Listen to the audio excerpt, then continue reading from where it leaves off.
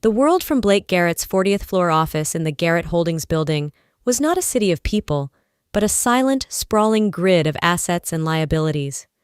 At 38, he was the CEO of Garrett Enterprises, a position he'd inherited like a birthright, but wore like a suit of armor, convinced every hostile takeover and ruthless downsizing was another rivet proving he was tougher, smarter, and more decisive than the man who came before him, his father. His office was a shrine to cold ambition. The desk, a single vast slab of polished granite, seemed to absorb all light and warmth. The chairs were angular chrome and black leather sculptures, designed for intimidation, not comfort. An entire wall of floor-to-ceiling glass presented a panoramic view of Chicago, but Blake rarely looked at it to admire the beauty. He looked at it to measure his dominion. His phone emitted a discreet custom buzz. He glanced at the screen. Markham, head of R&D. He answered with the clipped, surgical precision he applied to all human interaction. Markham, tell me you've broken the sub-3 nanosecond barrier. He listened, his brow furrowing, his jaw clenching into a knot of granite that matched his desk. Unacceptable. I don't want to hear about material stress fractures or quantum tunneling effects. That's what I pay your team of supposed geniuses to solve. I don't pay for elegant problems. I pay for profitable solutions. Project Apex is the future of this company, and right now, you're consigning us to the past. You have until Friday end of day to deliver a viable prototype. No more excuses. Reread your employment contract if you need a reminder of the stakes. He stabbed the end call icon, the silence of the office rushing back in, thick and absolute. It was in that suffocating silence that he heard it, a sound that was offensively analog in his digital world. The soft, rhythmic, and agonizingly slow squeak of a cleaning cart's wheel, followed by the gentle, methodical slosh of a mop against the marble floor of the executive hallway. His eyes, cold as a winter lake, narrowed on the source. Through the reinforced glass of his office door, he saw him, an old janitor, his back bent into a permanent question mark, painstakingly mopping a section of floor that already gleamed under the recessed lighting. Blake vaguely recalled the man's name was Michael. He was a relic, an ancient piece of machinery chugging along in a world of hypersonic jets. Each of his deliberate, careful movements was an affront to Blake's entire philosophy of relentless forward momentum. Blake watched, transfixed by a rising tide of irritation that felt like a physical pressure behind his eyes. In his vision for Garrett Enterprises, every single component, from the board members to the custodial staff, had to be optimized, streamlined, and relentlessly efficient. This man was the living embodiment of sentimental dead weight, the kind of charity case his father, Thomas, had allowed to accumulate.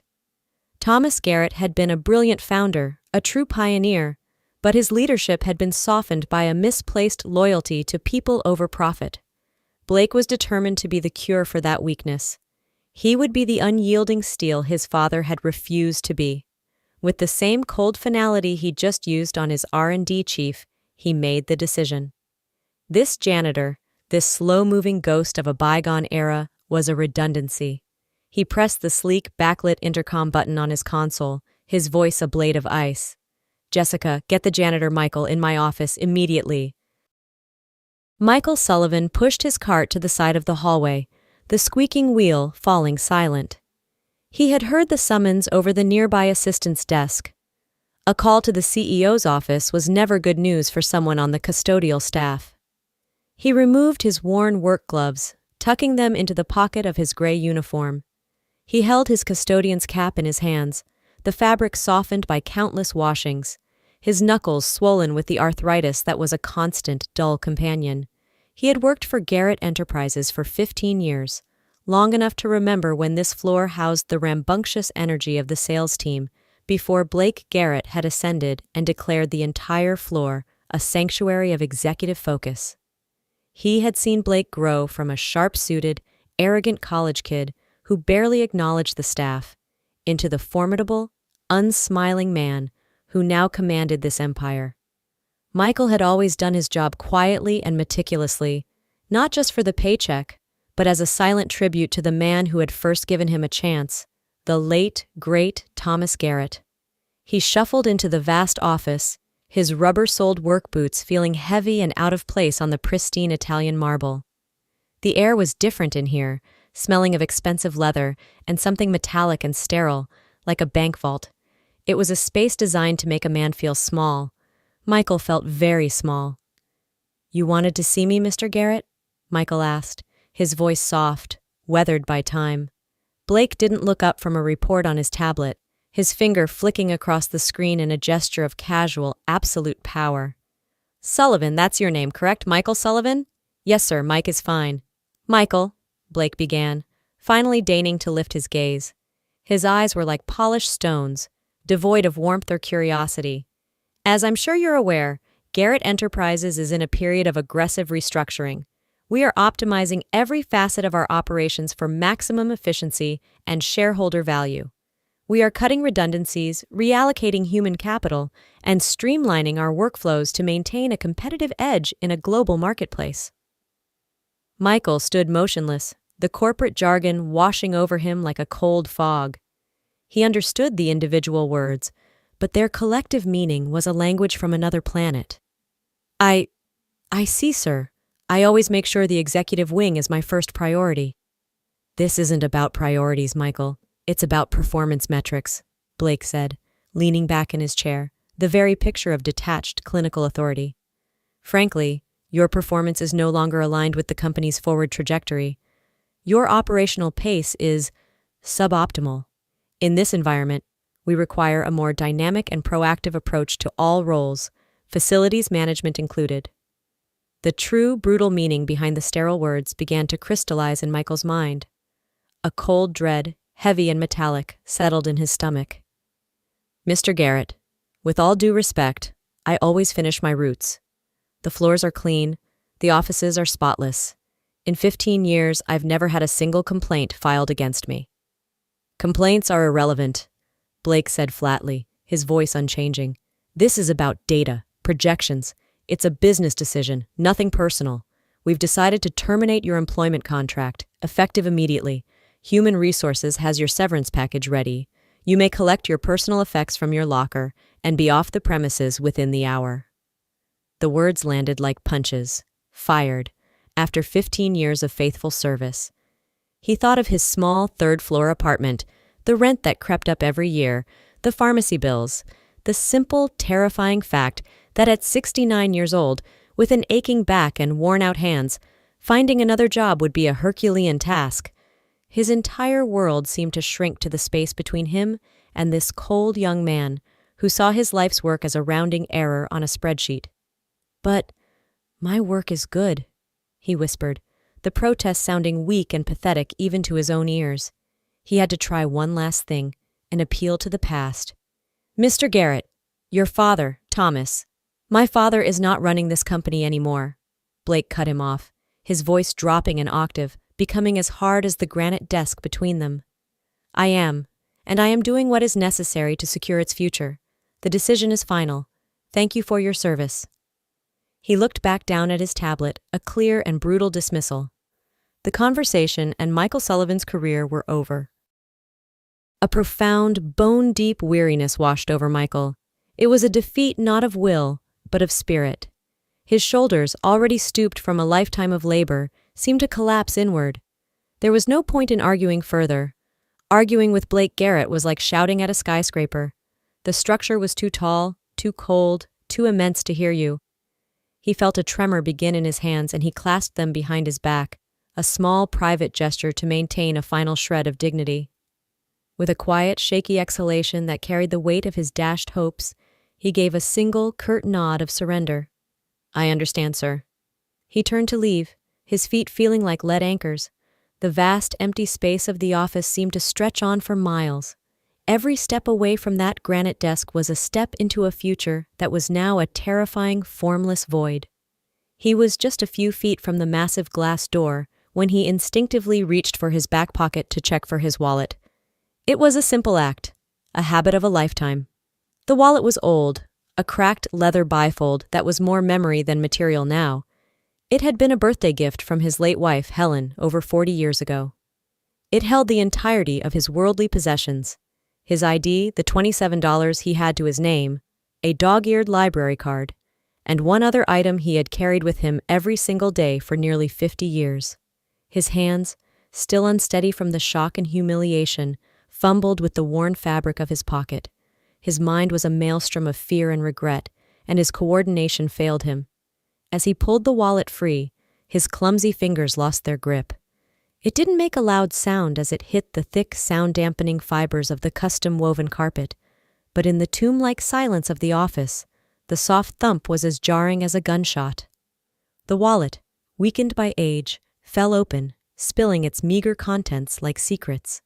A driver's license, 2 $10 bills, a few singles, a library card, and a single faded black-and-white photograph fluttered out and landed face-up on the expanse of deep charcoal gray carpet. Blake, his timetable disrupted, looked up with a sigh of pure, undiluted exasperation. "Just pick up your things and go, Sullivan," he snapped, his patience having evaporated completely. Michael bent down, his old joints protesting with a chorus of creaks and groans. A fresh wave of shame washed over him, hot and stinging. It wasn't just the firing anymore, it was this final, pathetic tableau, kneeling and fumbling like a clumsy child at the feet of the man who had just broken his life. He reached for the scattered items, his gaze falling on the photograph. It lay there, a small, square portal to the past, a relic of hope and youth lying on the soulless modern floor. It depicted a world where he hadn't been an old, slow janitor, but a young man on the cusp of greatness. He just wanted to snatch it up, to hide it, to disappear from Blake Garrett's cold, judging eyes and take his history with him. "For heaven's sake, you're taking forever," Blake muttered, his voice dripping with condescension. He pushed himself up from his chair, striding around the massive desk with the aggressive grace of a predator. He saw the old man's fumbling as yet another piece of evidence confirming his decision. "Honestly, let me help you. We don't have all day." He bent down, his movements sharp and impatient, and began to scoop up the items with an air of doing the man a great favor. He picked up the license, the crumpled bills, and then his hand paused, hovering inches from the photograph. Something about the image arrested him. It was an old black-and-white print, the kind from a bygone era, its corners softened and its surface crisscrossed with fine creases. It showed 2 young men, grinning from ear to ear, standing proudly in front of a workbench cluttered with tools and wires inside a messy, cramped garage. One of them, wiry and intense, wore grease-stained overalls and had a confident arm slung around the shoulders of the other, who wore a simple button-down shirt and a hopeful, ambitious smile. They were electric with youth, radiating a powerful, unshakable belief in themselves and the future. Blake's breath caught in his throat. He knew one of those faces as intimately as he knew his own reflection. It was his father, Thomas Garrett, but a version of him he had only seen in the oldest, most cherished family albums. He couldn't be more than 20, his face lean and hungry, his eyes sparkling with a creative fire that Blake had only seen as embers in the last years of his life. But it was the other man in the photo, the one in the overalls, that made Blake's perfectly ordered world begin to fracture.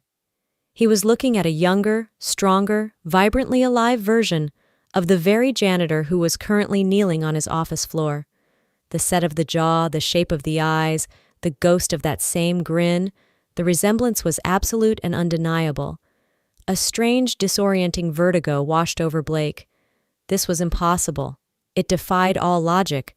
Why would this humble, slow-moving janitor possess a photograph of his father from long before Garrett Enterprises was even a registered business?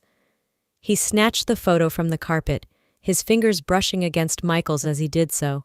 He stood up straight, holding the small, creased square of paper up to the light, his eyes darting frantically from the vibrant young face in the picture to the old, weary one of the man before him. "Where did you get this?" Blake's voice was no longer dismissive or cold. It was sharp, strained, laced with a profound confusion that was rapidly turning into alarm. Michael looked up, his eyes tired and clouded with a deep, ancient sadness. "It's mine," he said, his voice quiet but clear. "We took it the day we scraped together enough money to buy our first oscilloscope." "We?" Blake pressed, his mind racing, trying to force together 2 pieces of a puzzle that should never have been in the same box. "Who is we? How in God's name do you have a picture of my father? Michael looked at the photograph clutched in Blake's hand, then at Blake's face, which was now a mask of utter, bewildered shock. A lifetime of memories, long buried under decades of quiet hardship and anonymity, began to surface. "That's not just your father, son," Michael said, and for the first time, his voice held a sliver of its long-lost strength and authority. "That's Tom, my best friend, my partner, and the other fella, the one with the grease on his face. Well, that's me." Blake Garrett felt as if the floor of his 40th-story office had turned to smoke. The air became thin, hard to breathe. He stared at the photograph, then at the old man, and back again, his brain refusing to process the information. My best friend. My partner. The words echoed in the silent, cavernous room. It was impossible. His father's partner, the one he had spoken of with a mix of reverence and profound, soul-deep regret, was a man named Mikey. A brilliant, intuitive engineer, his father had called him, the true heart of the machine, the co-founder of their empire, a man who had vanished off the face of the earth decades ago. Blake had always pictured this Mikey as a tragic, almost mythical figure, a fallen genius, not the stooped janitor who emptied his trash cans. "You're Mikey?" Blake whispered, the old nickname feeling alien and clumsy on his tongue. A faint, bittersweet smile touched Michael's lips. "He was the only one who ever called me that, Michael Sullivan. But to Tom, I was always Mikey." He slowly, painfully, pushed himself to his feet, and as he stood, a flicker of the confident young man from the photograph seemed to shine through his tired eyes. "We started it all, you know. Right there, in my parents' garage on the south side. We had nothing but a few $100s, a shared dream, and an idea for a new kind of servo motor that Tom was convinced would change manufacturing forever. We were going to call it Garrett Sullivan Dynamics." He gestured with a worn hand toward the glittering cityscape outside the window. "We worked day and night, fueled by cheap coffee and pure ambition. Tom was the visionary, the salesman. He had this incredible charisma. He could charm a bird out of a tree and sell it a cage. He made people believe. I was the tinkerer, the engineer. I was the one who could see the circuits in my head. I designed the first micro-actuators, the ones based on that servo motor patent. That technology is the bedrock, the very DNA of everything this company is built on. That was my work. Our work." Blake stumbled backward and sank into one of his own intimidating office chairs, the photograph still clutched in his white-knuckled fist. He was utterly speechless, his mind a whirlwind of conflicting realities. "But what happened? Why did you leave? My father, he hired private investigators. He searched for you for 20 years. He said you just vanished." Michael's gaze grew distant, his eyes clouded with the smoke of painful, 50-year-old memories. "My wife, Helen," he began, his voice growing thick with an emotion he had suppressed for a lifetime. "She got sick. Leukemia. The doctor said there was a new experimental treatment, bone marrow transplants, but it was astronomically expensive. We had no real insurance. Just a catastrophic plan with a deductible that might as well have been $1 million. We were just two kids in a garage. I had a choice to make, son. The dream of a lifetime or a chance, just a slim chance at saving the love of my life." He paused, swallowing hard. "It wasn't a choice at all, not really. I sold my half of the company, all my patents, everything to Tom for $5,000 cash. It was every penny he could pull together. It was enough for the down payment on the treatment. I told him I was moving out west, that I'd met someone else, that I needed a fresh start, a clean break. I was too proud, too ashamed to tell him I was begging for money to save my dying wife. The treatment, it bought us another 6 months," Michael continued, his voice dropping to a raw whisper. "But it didn't work. I lost her, and by then I'd lost everything else. The money was gone. Tom had tried to find me, but I had moved, left no forwarding address, changed my name back from the one Helen and I had used. I was just broken. I drifted for years, decades even. Construction, short-order cook, night watchman. Eventually, I ended up back in Chicago. I saw the Garrett Holdings building go up, saw the company become a global giant. 15 years ago, I was broke and needed a steady job. I saw an ad for a janitor here. I took it. I suppose a part of me just wanted to be close to what we built, to watch over it, to be near Tom's legacy, even if he never, ever knew I was here, polishing his floors. Michael's story settled over Blake like a shroud, heavy and suffocating, crushing the air from his lungs. Each word, each painful detail, systematically dismantled the foundations of his world. All his father's stories, the ones Blake had impatiently dismissed as the nostalgic ramblings of an old man, suddenly ignited with a terrible, brilliant clarity. He remembered his father, sitting behind this very desk years ago, staring out this same window, not with triumph, but with a deep, abiding melancholy. "This company has my name on the door, Blake," his father had said, his voice thick with emotion. "But it will always have Mikey Sullivan's soul." Blake had rolled his eyes internally, thinking it was just more of his father's sentimental nonsense. He remembered his father's final days in the sterile quiet of the hospital, his mind clouded by medication, but his heart lucid with its heaviest regrets. "Find Mikey for me, son," Thomas Garrett had pleaded, his hand gripping Blake's with surprising strength. "You have to find him. Tell him I never forgot. Tell him half of all this is still his, legally or not. It's his." Blake had promised, of course, making the easy vow one makes to the dying, but he'd treated it as a fever-induced delusion. He'd tasked a junior legal aide with a perfunctory search, which predictably turned up nothing, and then he'd moved on, eager to step out of his father's long shadow and sculpt the company in his own, harder image.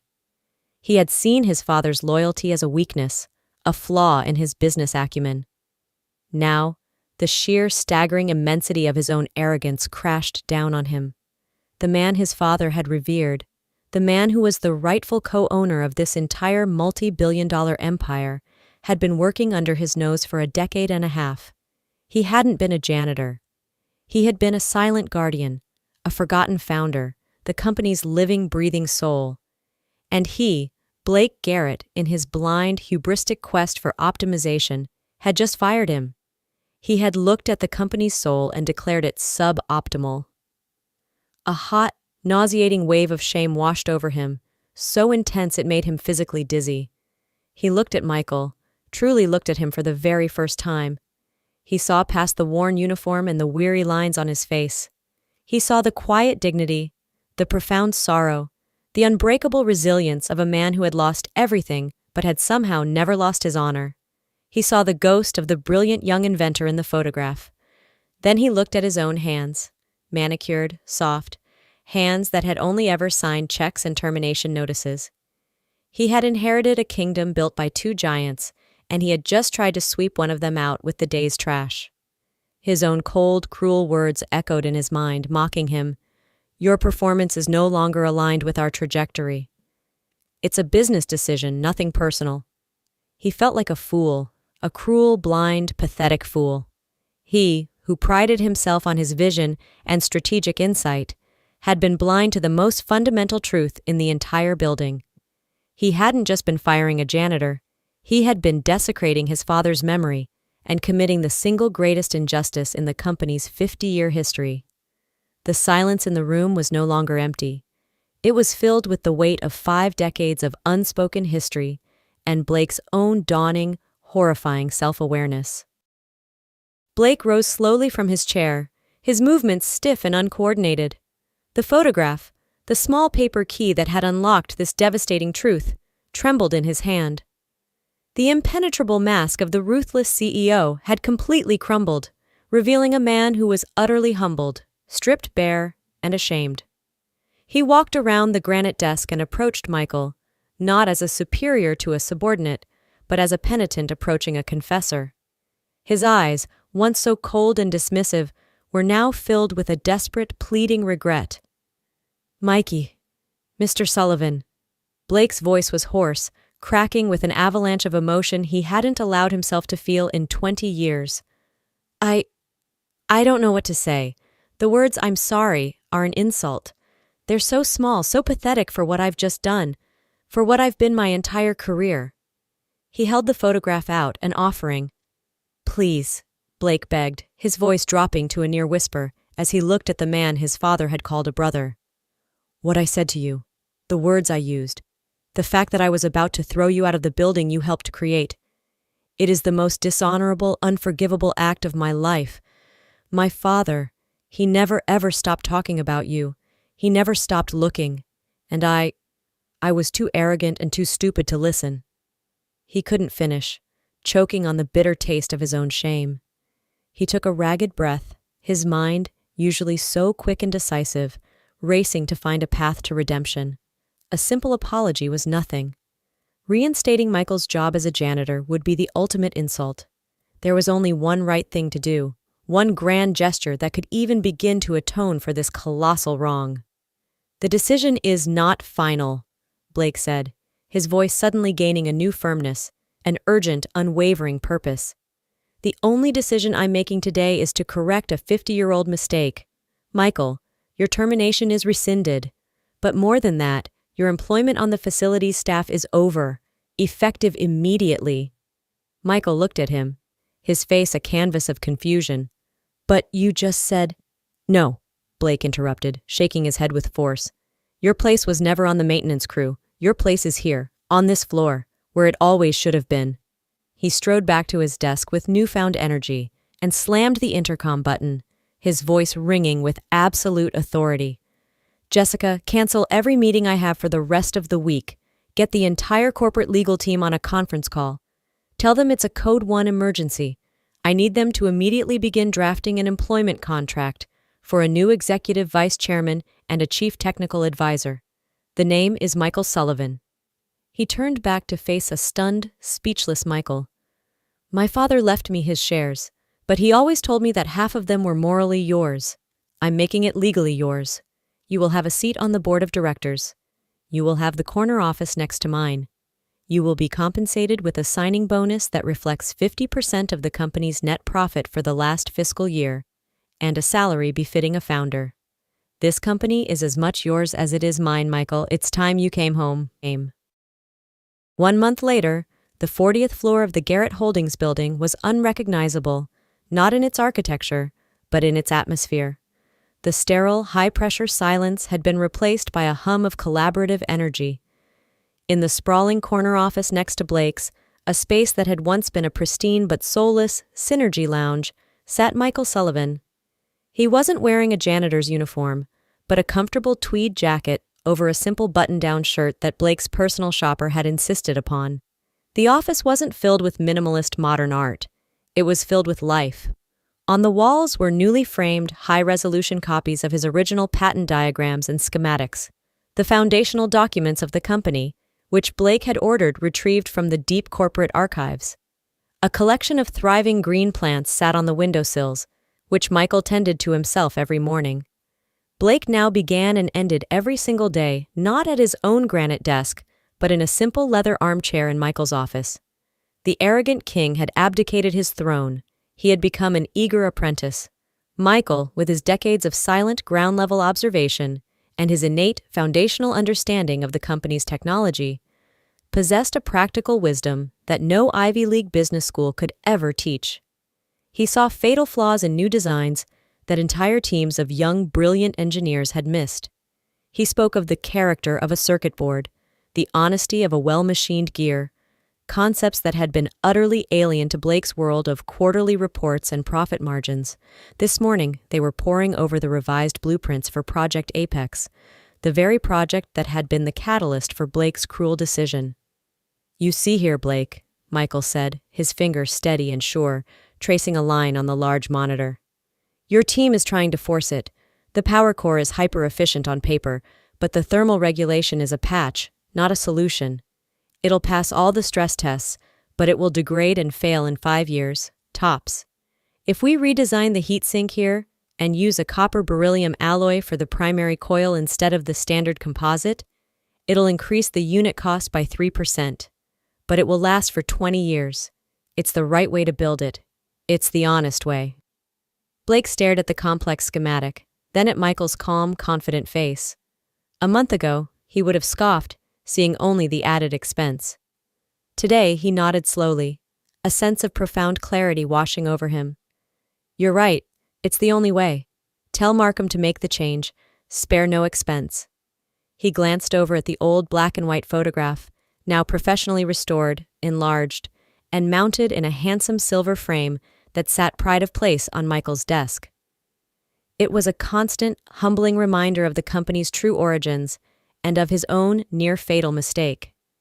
He had almost shattered his father's legacy in a blind, arrogant pursuit of his own. But in a single moment of fateful chance, he had been given the rare opportunity to not just save it, but to make it whole. Garrett Enterprises no longer just had a name on the door, it had its heart and soul back. And as he watched Mikey, patiently explaining the new design to a rapt young engineer on a video call, Blake knew with absolute certainty that his father, wherever he was, could finally rest in peace. The two founders of Garrett Sullivan Dynamics were, at long last, working together again.